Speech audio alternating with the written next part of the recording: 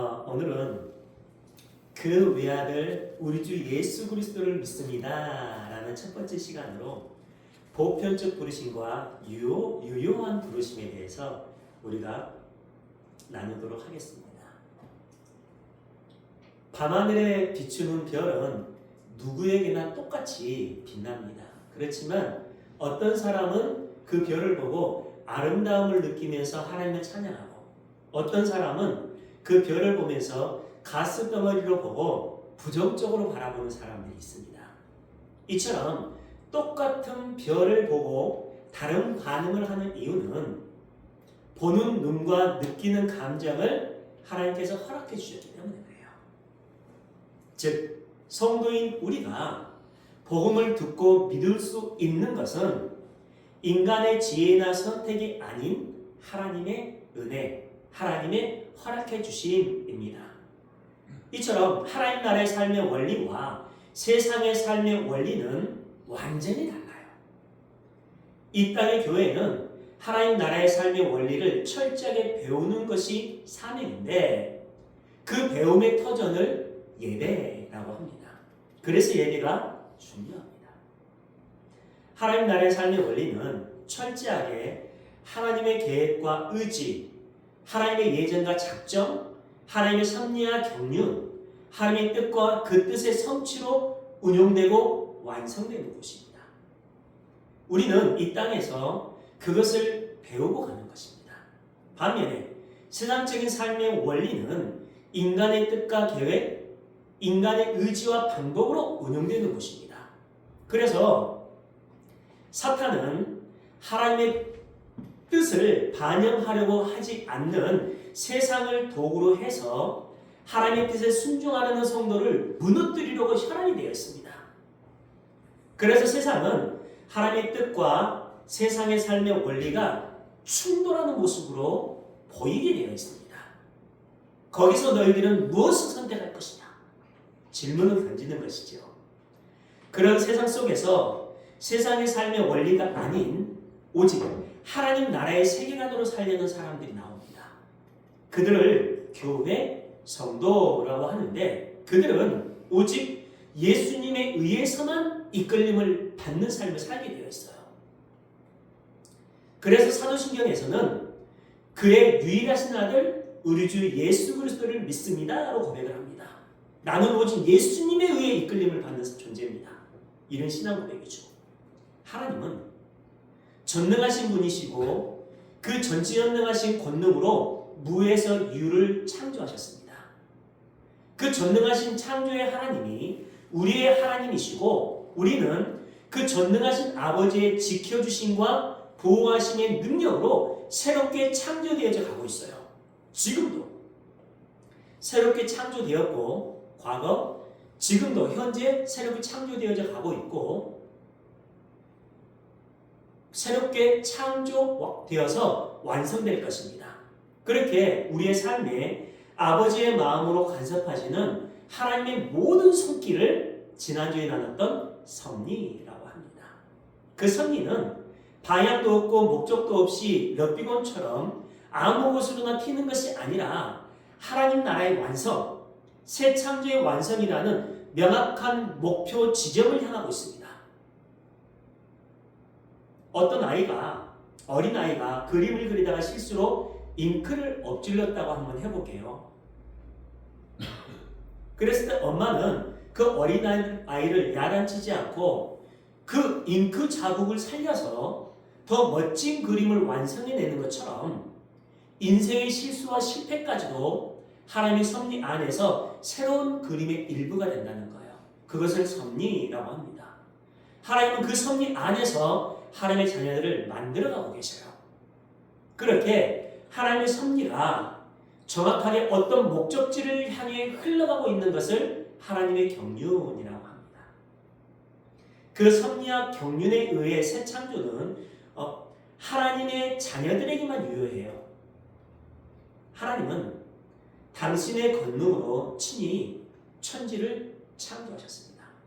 그런 의미에서 세상의 모든 피조물은 하나님의 자녀예요. 그러나 그것은 원리적인 측면에서만 그렇습니다. 원리적인 측면에서만. 그 중에서 특별한 은총을 받은 자들이 있는데 그들이 예수 안에서 부르심을 받은 성도예요. 그들이 진짜 하나님의 자녀입니다. 그들이. 그것을 신학에서는 유효한 부르심이라고 해요. 유효한 부르심. 부르심에는 두 가지가 있습니다. 보편적 부르심과 유효한 부르심이 있어요. 천지 만물에 하나님이 나타나 있는 것, 보편적으로 나타나 있는 것을 보편적 부르심이라고 해요. 그것을 일반 은총이라고 합니다. 어느 누구나 경험하고 받을 수 있는 것. 그 일반 은총은 모두에게 드러내 보여주고 있습니다. 그러나 그것을 알아먹는 사람은 몇 되지 않아요. 그래서 예수를 믿는 사람들이 몇 되지 않습니다. 그것을 유효한 부르심이라고 해요. 다른 말로 특별은총이라고 합니다.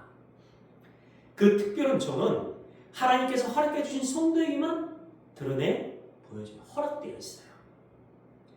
유효한 부르심을 입은 자들만 복음을 알아들을 수 있고 천지 만물에 드러난 하나님을 알아볼 수 있게 돼요. 원리적으로 보면 하나님은 모든 인간, 세상의 모든 인간을 하나님 나라로 부르셔요. 원리적인 측면에서. 그런데 원죄를 가지고 있는 인간에게는 그 하나님의 부르심의 음성을 들을 수 있는 능력이 없습니다. 뭐 때문에요? 원죄 때문에. 그래서 모든 사람들은 하나도 빠짐없이 사망으로, 멸망으로 갈 수밖에 없습니다. 그것이 인간의 운명이에요. 그러나 하나님은 선택하신 우리에게 당신의 은혜를 부어주셔서 하나님께서 초대하시는 그 음성을 듣게 해주셨어요. 그것을 은혜라고 합니다. 그래서 여러분이 설교를 들으면서 이것이 복음이고 이것이 믿음이고 이것이 위로고 이것이 하나님의 기쁨이고 이것이 십자가의 삶이라는 것을 명확하게 알아들 수 있는 것입니다. 그들이 특별한 은총을 받은 자들, 유효한 부르심 안에 있는 자들인데 그들을 성경은 교회, 성도라고 칭합니다. 그 유효한 부르심에 대한 반응을 믿음이라고 해요. 그리고 그 믿음은 하나님의 은혜로 주어집니다. 인간에게서는 절대로 만들어지거나 나올 수 없는 것이 그 하나님의 은혜예요. 에베소서 2장 8에서 9절입니다. 표준세 번역입니다. 여러분은 믿음을 통하여 은혜로 구원을 얻었습니다. 이것은 여러분에게서 난 것이 아니요 하나님의 선물입니다. 행위에서 난 것이 아닙니다. 인간의 행위에서 난 것이 아니라는 거죠. 그러므로 아무도 자랑할 수 없습니다. 우리가 예수님을 믿을 수 있었던 것은 우리가 잘 선택해서가 아니라 하나님의 은혜로 된 것이에요. 하나님께서 그걸 허락해 주셨습니다. 특별 은총은 유효한 부르심으로 부르셨기 때문에 복음을 듣고 이해하고 믿을 수 있게 된다는 것입니다. 우리는 하나님에 의해 하나님의 선물로 거저 주어진 믿음에 의해 하나님의 자녀가 된 거예요. 요한복음 1장 12, 13절 같이 읽어볼까요? 시작! 영접하는 자, 곧 그 이름을 믿는 자들에게는 하나님의 자녀가 되는 권세를 주셨으니 이는 혈통으로나 육적으로나 사람의 뜻으로나 나지 아니하고 아멘. 여기서 사람의 뜻이라는 단어를 원어로 보시면요, 절대자에게 도달하고자 하는 인간의 이성적인 노력이나 수양, 율법, 준수 등을 통칭합니다. 인간에게서 나오는 것들. 그것으로는 우리를 구원으로 인도하지 못한다는 거예요. 우리가 하나님의 자녀가 된 것은 우리의 노력이나 열심에서 비롯된 것이 아니라 우연히 만들어진 것이 아니라 하나님의 불가항력적인 은혜에서 나오는 유효한 부르심, 즉 믿음에 의해서입니다. 따라서 우리가 하나님을 아버지라고 부를 수 있게 된 것은 우리의 선택 때문이 아니라 전적으로 하나님의 은혜에서 비롯된 것이라는 거예요. 그것을 다른 말로 예정이라고 하잖아요. 그 하나님은 공의의 하나님이시기 때문에 피조물인 인간의 죄를 무조건 용서해 주시면 안 됩니다. 공의한 하나님이기 때문에. 그것은 거룩과 공의라는 하나님의 속성에 위배되는 것이기 때문에 그냥 용서해서는 안 된다는 거예요. 죄의 싹슨 사망이기 때문에 하나님은 인간의 죄를 반드시 사망이라는 벌로 다스려야 합니다. 그게 공의잖아요. 그러니까 공의의 하나님께서 인간의 죄에게 사망이라는 벌을 내리시고 그들을 다시 살려내시기 위해서는 누군가의 자격이 있는 자, 사망의 원인, 죄가 없는 자가 그들을 대신하고 대표해서 벌을 받아야 돼요. 그런데 인간 중에는 성도의 모든 죄를 대신 짊어질 수 있는 존재가 한 명도 없습니다. 같은 죄인이기 때문에 그래요. 결국 하나님의 선택을 받은 백성들의 모든 죄를 짊어질 수 있는 유일한 존재는 거룩하시고 죄가 전혀 없으신 한 분, 완벽하신 하나님밖에 없어요. 그런데 문제가 있어요. 창조주이신 예수님과 피조물인 인간은 본질 자체가 완전히 다릅니다. 본질 자체가. 그렇기 때문에 거룩하신 성자께서 인간을 대신할 수는 있지만 대표할 수는 없어요. 본질 자체가 다르기 때문에. 사자를 개가 대신할 수 없고 참새가 독수리를 대표할 수 없는 것이 그 대표성의 원리잖아요. 마찬가지로 거룩하신 하나님은 원죄를 가지고 있는 인간과 본질이 다르기 때문에 인간을 대표할 수가 없습니다. 사람이 위기에 처해 있는 개미를 봤어요. 그래서 그 사람이 위기에 처해 있는 그 개미를 구해주기 위해서, 왜냐하면 사람은 개미의 상황을 다 볼 수가 있잖아요. 어디로 가면 그 위기에서 벗어날 수 있는지를 알 수 있잖아요. 그래서 사람이 그 개미에게 손가락질을 했어요. 개미가 알아먹을까요? 못 알아먹습니다. 사람이 그 개미를 구할 수 있는 유일한 방법, 소통할 수 있는 유일한 방법은 사람이 개미가 되는 거예요. 그리고 개미의 언어로 소통을 하는 것이죠. 그래야지 알아들을 수 있습니다. 하나님이 인간을 대표하기 위해서는 인간으로 오셔야 했고 그 거룩이신 예수님이 인간의 몸으로 이 땅에 오신 것을 인카네이션, 선육신이라고 합니다. 그렇게 하나님은 인간을 대표하기 위해 인간의 몸으로 오셨어요. 그래서 예수님은요, 인간의 육신으로 이 땅에 오셔야만 했습니다. 그렇게 예수님은 그 인간을 대신하기 위해 반드시 하나님이셔야 했고 그 인간을 대표하기 위해 반드시 인간이셔야 했었어요. 그것을 신학적으로 내포적 대신이라고 합니다. 예수님이 왜 사람의 육신을 입고 이 땅에 오셨는지 아시겠죠? 여기서 내포적 대신이라는 그 말은 다음 장 넘겨주세요. 예수님이 우리와 연합해서 우리를 대신해서 대속의 은혜를 허락해 주신 더 깊은 사랑, 연합, 정체성의 교환으로 이해하는 개념이에요. 사랑의 표현이라고 하면 예수님의 죽으심, 단순한 형벌이 아니라 하나님의 사랑의 극치로 바라봅니다. 그게 예수님의 그 사랑의 표현이에요. 연합의 상징이라고 하면 예수님은 인간의 죄를 대신 짊어졌을 뿐 아니라 인간과 완전히 하나가 되어서 고통을 함께 나눈 존재라는 것입니다. 정체성의 교환이라고 하면 인간은 예수님의 의로움을 입고 예수님은 인간의 죄를 입는 영적인 교환이 일어난 거예요. 그걸 연합이라고 하잖아요. 그리스도 안에서 그리스도와의 연합이라는 표현으로 성경은 우리에게 보여주고 있습니다. 존재론적 의미라고 하면 예수님의 희생은 인간의 존재를 변화시키는 사건으로 구속의 내면화를 강조하는 것입니다. 이 개념은 기독교의 구원론, 십자가의 신앙, 인간론 그러한 것들을 더 풍성하게 이해하는 데 도움을 줍니다. 단순히 예수님이 대신 죽었다는 법적인 설명을 넘어서 그 죽음이 인간과 하나님 사이의 깊은 관계의 회복을 위한 그 사랑의 표현이라는 점을 강조하고 있어요. 그러니까 결론, 하나님의 그 일하신 예수님의 모든 행위의 본질이 우리를 사랑하신 그 사랑이라는 거예요.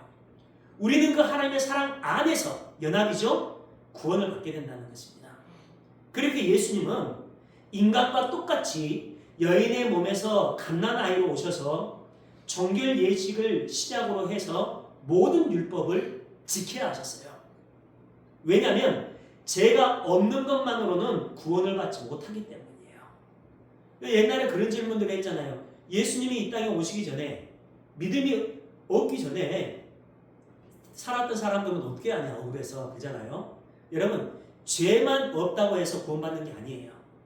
아담이 타락하기 전에 무죄한 자였습니다. 무죄함으로만 구원받을 수 있었다면 더 이상 죄를 지어서는 안 돼요. 하나님은 거기에다가 선악과를 먹지 말라는 프로베이션의 시험을 주셨습니다.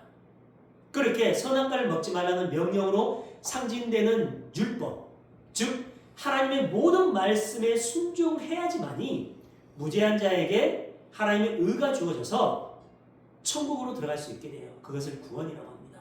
그러니까 구원은요, 우리가 가지고 있는 굉장히 단순함과 동시에 굉장히 깊이가 있는 그런 원리입니다. 결국 예수님께서 인간의 몸으로 이 땅에 오셨던 목적은 죄의 문제만을 해결하기 위해서 오신 것이 아니라 율법을 완벽하게 지키면서 의에 대한 문제까지 해결해야 하셨기 때문에 아기로 모신 거예요. 언약은 하나님께 주신 말씀이기 때문에 반드시 지켜야 했습니다. 그 의에 대한 문제를 해결하는 방법은 하나님의 율법인 말씀을 완벽하게 지켜서 우리에게 전가시켜 주셔야지만이 우리가 의로운 자가 돼요. 그것을 연합이라고 합니다. 전가시켜 주는 것을. 그 의로움을 해결해서 우리에게 주시기 위해 예수님이 갓난 아기로 이 세상에 오신 거예요. 결국 예수님의 삶과 죽으심을 통해 우리의 죄와 의에 대한 모든 문제가 해결된 것입니다. 그러니까 여러분, 우리의 구원은 예수님의 단순한 십자가라는 어떤 행위 몇 가지로 인해서 구원받는 게 아니라 예수님의 전 인생, 예수님의 전 인격을 통해서 우리를 구원시켜 주신 거예요. 그렇다면 하나님은 왜 모든 인간을 구원하지 않으셨는지, 여러분 그런 의문점을 한 번씩은 해봤잖아요. 그런 질문에서 나오는 게 보편 구원론입니다. 보편 구원론. 보편적으로 모든 사람들이 구원을 받아야 한다는 거죠. 하나님은 살아계시기 때문에 결국 그렇게 모든 인간들을 구원하셔야 한다는 주장입니다. 그러지 않으면 사랑의 하나님이 아니라는 거예요. 그러니까 지옥도 없다는 결론입니다. 결론 왜요? 모든 사람들이 구원을 받는데 지옥이 있을 필요가 없잖아요. 그 대표적인 이단이 안식일교와 같은 이단들이에요. 그들에게는요, 인본주의적인 고결한 휴머니즘이 묻어 있습니다. 인간은 고귀하고 존귀하기 때문에 누구도 지옥에 가면 안 된다는 결론이에요.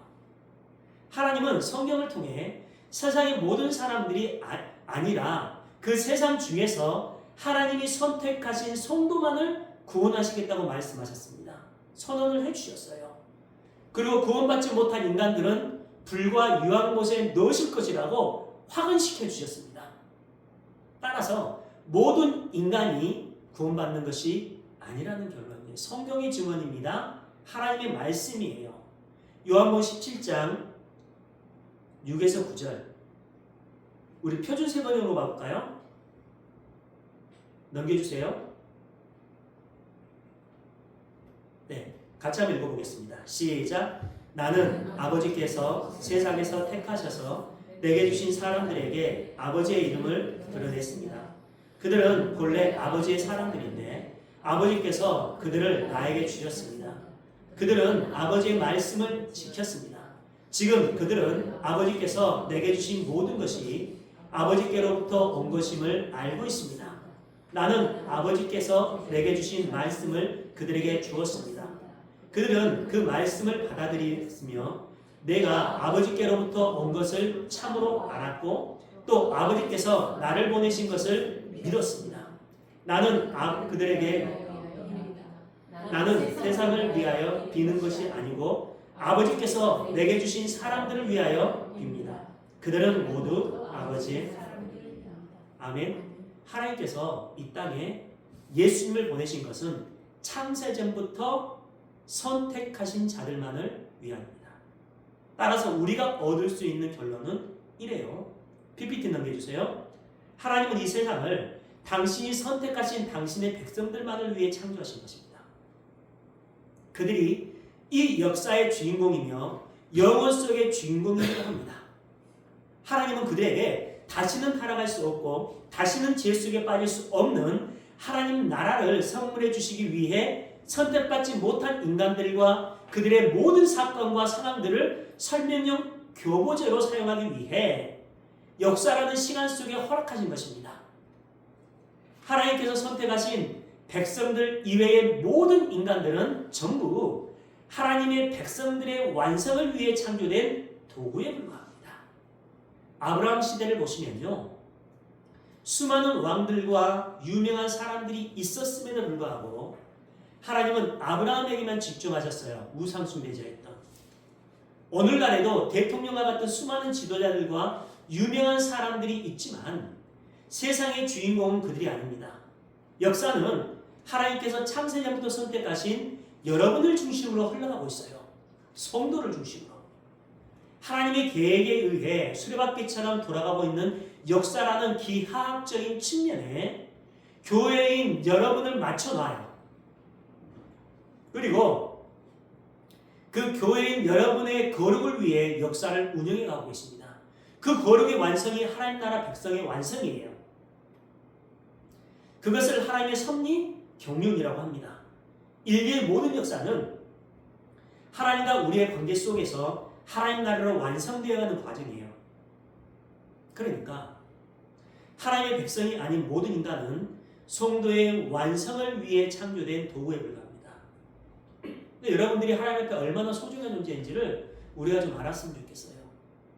그래서 이스라엘이라는 하나님의 백성, 하나님의 교회를 딱 세워놓고 뭐 바벨론과 같은 그 주변의 모든 나라들은 그 하나님의 백성 이스라엘을 훈련시키는 교비제로 사용했잖아요. 그리고 결국 그들을 멸망시켜버립니다. 그러니까 바벨론과 같은 이방 나라들은요, 이스라엘 백성들을 중심으로 흘러가고 있었어요. 이스라엘이 하나님의 뜻대로 순종하고 하나님의 그 언약 앞에 순종하는 삶을 살았을 때 바벨론과 같은 그런 존재들은 그냥 대기하고 있었어요. 그리고 이스라엘이 하나님의 말씀 앞에 불순종했을 때 하나님이 그 도구를 발동시킵니다. 그래서 그 바벨론과 같은 로마와 같은 그 이방 나라들을 도구로 해서 이스라엘을 때려요. 그리고 그들을 그 이방 나라의 종으로 보내버립니다. 철저하게 훈련시켜요. 그리고 너희들 내 뜻대로 순종하는 삶이 어떤 건지 배웠지.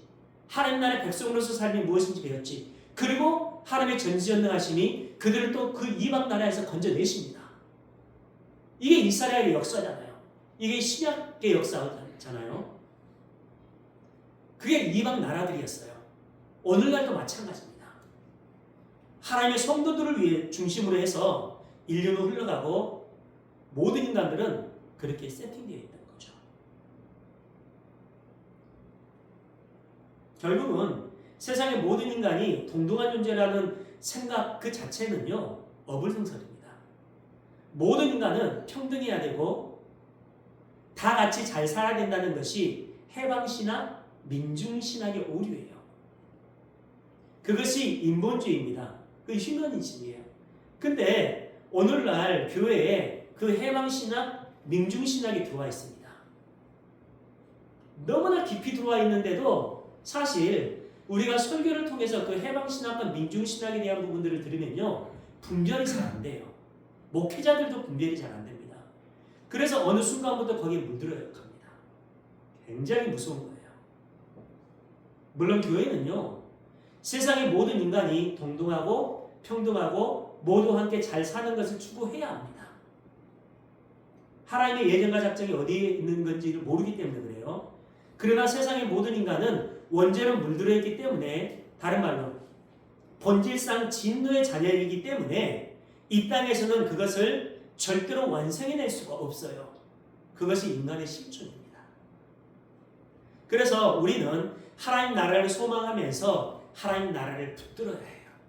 그리고 그들에게 가르쳐야 하는 것이지, 그들에게 세상적인 무엇인가를 채워주기 위해 세상을 향해 외치면서 세상과 싸우는 것은 교회가 아닙니다. 명확하게 분류돼야 하고 분별돼야 합니다. 참 교회는 오히려 그들에게 너희가 세상에서는 그런 보잘것없는 것들을 먹고 보잘것없는 자리에 살고 있지만 더 나은 세상이 있으니까 함께 가자. 그 더 나은 세상이 하나님 나라다라는 그 복음을 전해줘야 합니다. 그런데 수많은 교회가 반대 길을 가고 있죠.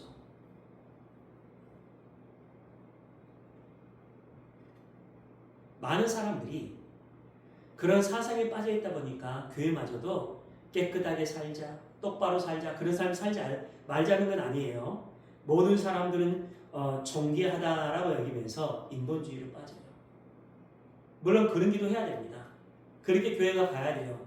그러나 하나님의 명확한 계획과 의지와 뜻이 바로 서져 있고 세상의 모든 사람들 중에서 하나님이 예정하신 주님의 진짜 교회가 누구인지를 우리가 모르기 때문에 모든 사람들을 품는 게 맞아요. 하지만 이런 민중신앙, 인본주의적인 사랑 속에 빠져서 한 사람도 구원받지 못하면 안 된다. 한 사람도 하나님의 사랑 가운데 있지 않으면 하나님이 예정하신 분이다. 라는 그러한 잘못된 신앙관이 세워져 있는 것 자체가 문제라는 것을 말씀을 드리는 겁니다. 여러분 차라리요. 신비주의나 기복주의 같은 것들은 벌써 우리의 신앙관 속에 가짜라는 게 딱 명확하게 자리 잡고 있습니다. 하나님의 은혜를 붙드는 것이 아니라 모든 사람들은 존귀하기 때문에 하나님도 그들을 도와줘야 하고 그들을 따라줘야 한다라는 것은 진짜 무서운 논리예요. 여러분 그러나 하나님은요. 우리를 백성들을 단 한 번도 떠나신 적이 없습니다. 하나님이 원하시는 것과 자기들이 원하는 것이 다르다 보니까 그들은 하나님이 도와주지 않는다고 착각하는 것뿐이지. 그렇죠? 하나님은 한순간도 우리를 떠나신 적이 없어요. 우주 만물을 창조하시고 난 후부터 그 백성들을 한 번도 시선을 거기서 돌린 적이 없습니다. 하나님은 매 순간순간 우리에게 내포적 대신의 은혜를 허락해 주셔서 유효한 부르심, 특별 은총을 우리에게 허락해 주시고 그 은혜 안에서 살도록 우리를 이끌어가고 계셔요. 그래서 매 순간순간의 삶 속에 믿음이 무엇인지, 은혜가 무엇인지, 우리가 고백하고 우리가 지향하는 바가 무엇인지를 계속해서 우리에게 말씀을 통해서 깨닫게 해주십니다. 그래서 우리는요, 그 외아들 우리 주 예수 그리스도를 믿습니다라는 그 신앙, 그게 내 인생의 궁극적인 목적이고 그게 내 정체성입니다라는 고백을 할 수 있게 되는 겁니다. 불꽃 같은 눈동자로 우리를 지켜봐 주시고 우리를 보호해 주시고 인도해 주시는 그 하나님의 은혜 안에서 살아가는 우리 모두의 삶이 되길 주님의 이름으로 축원합니다. 우리 시간 함께 기도했으면 좋겠어요.